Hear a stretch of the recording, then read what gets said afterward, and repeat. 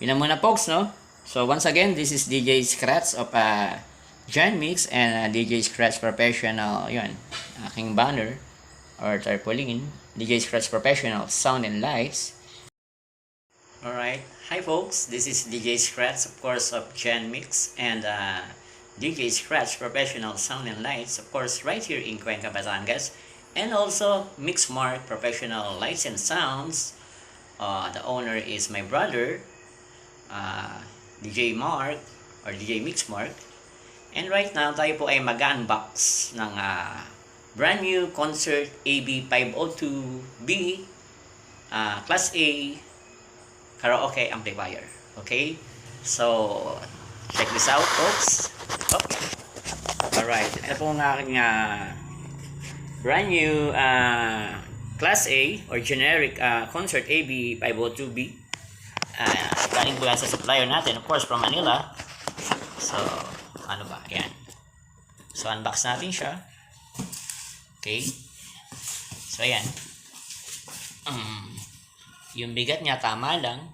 So, Class A siya or generic. Wala siyang tatak na concert sa box and ceremony.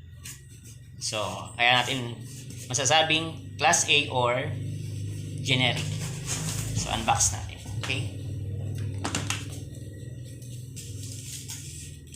Hindi na pala kailangan dahil inangat ko na nga pala ito kanina. Okay? Hindi na kailangan ng cutter.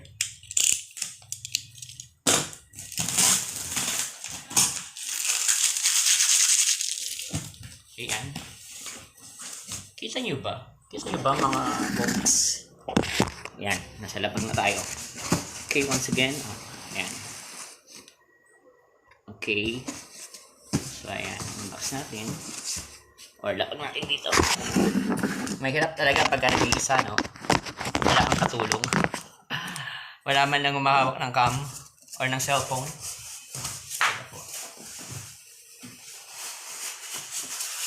Ayan. Okay. Ayan. Signan natin si box niya. Of course, yan.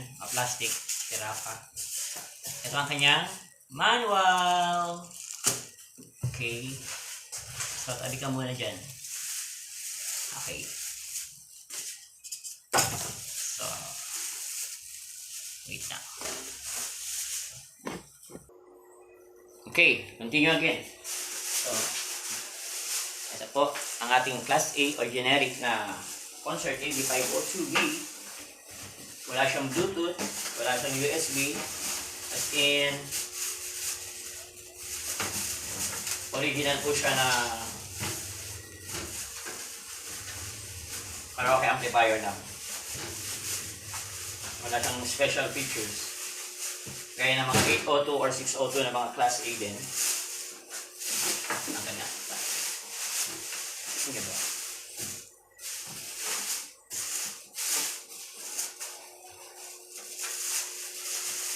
Tadaan! Okay. So, ayan. Okay folks, ito po ang yan. Malinaw ba? Ang ating Konzert Class A or ano ba mga lilinawan to? Generic. Ayan. Wait, dito tayo. Tayo nag-share para mas maganda.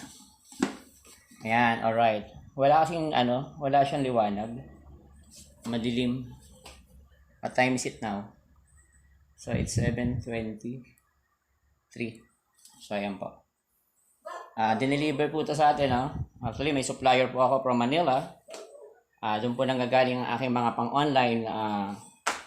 Pang-online ko po ng mga binibenta, no? Ayan po. Gaya ng mga crown, ng mga Kevlar brand, or Yamaha, iba-iba pong brand or products.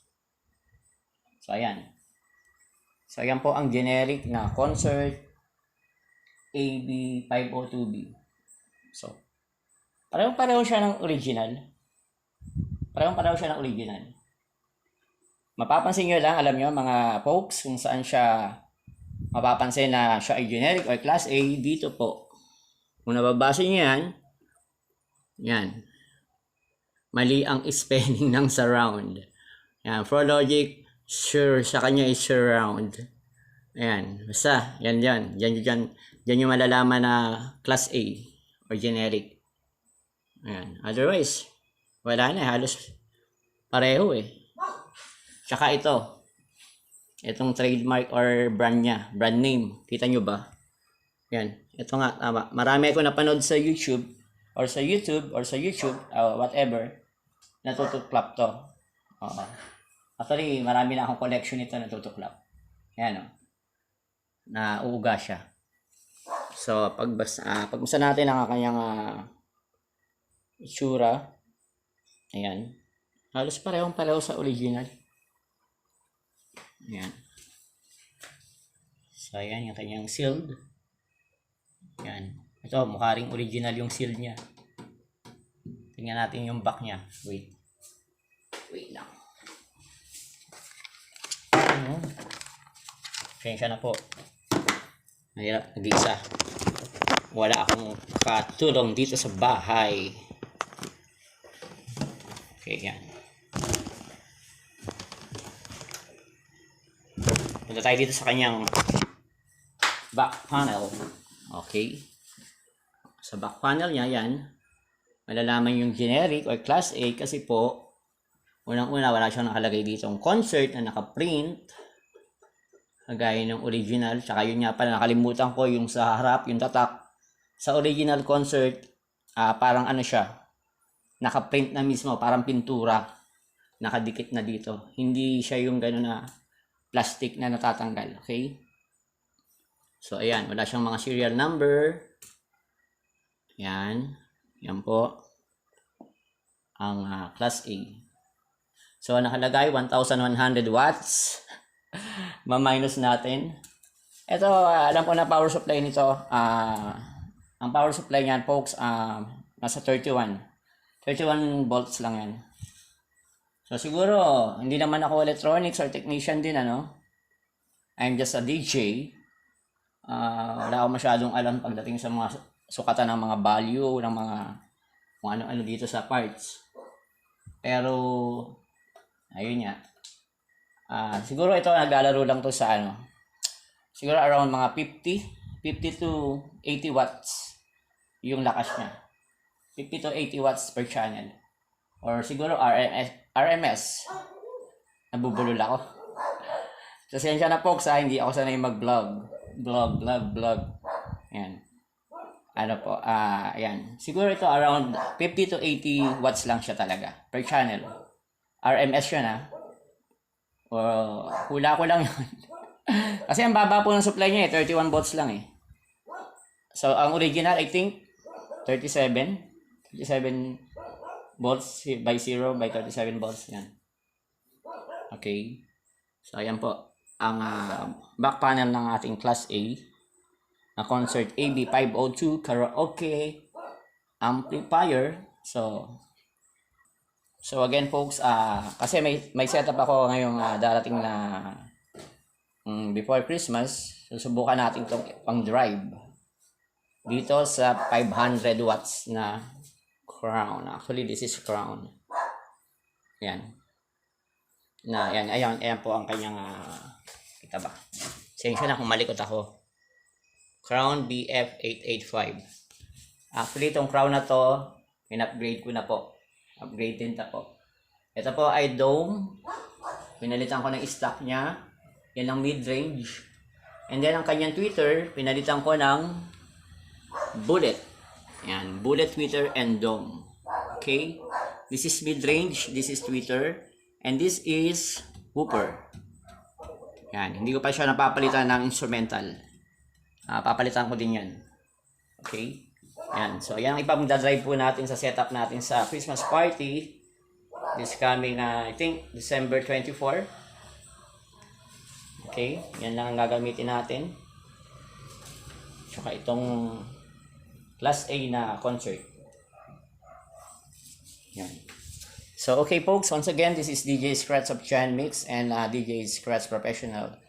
Sound and Lights, and of course Mixmark Lights and Sound here in Cuenca, Batangas. Okay folks, so yan muna. And then, abangan nyo na lang ang aking next video. Magtatry lang ako mag-vlog. And I hope mag-subscribe kayo. Subscribe. Bulol ako eh. Subscribe kayo sa aking YouTube channel, o kung ano pa man, YouTube. Dati YouTube eh, ngayon YouTube na, di ba? Nag-iba. Nag-update or nag-upgrade din siya. So, ayan po. Susunod ko naman video, tetestingin natin yung kanyang lakas. Kasi gabi na eh. 7:30 na. Ayan, itong ida-drive niya. 500 watts yan per channel. I mean per one box or per one baffles. Okay folks, so see you again. Alright folks, for the meantime, yan muna po ang ating next video or videos is ito po, susubukan natin yung lakas nito ng generic or class A na Konzert AV-502B dito po sa ating pair na dual 8 na 500 watts speakers. Ayan. Tetestingin po natin kung hanggang saan ang lakas nito. Kung kaya nito magdamagan o hanggang umaga. Mula gabi hanggang umaga. Ayan. Okay. Kamusta legit misfits? So ano pa ba? Yun na muna folks, no?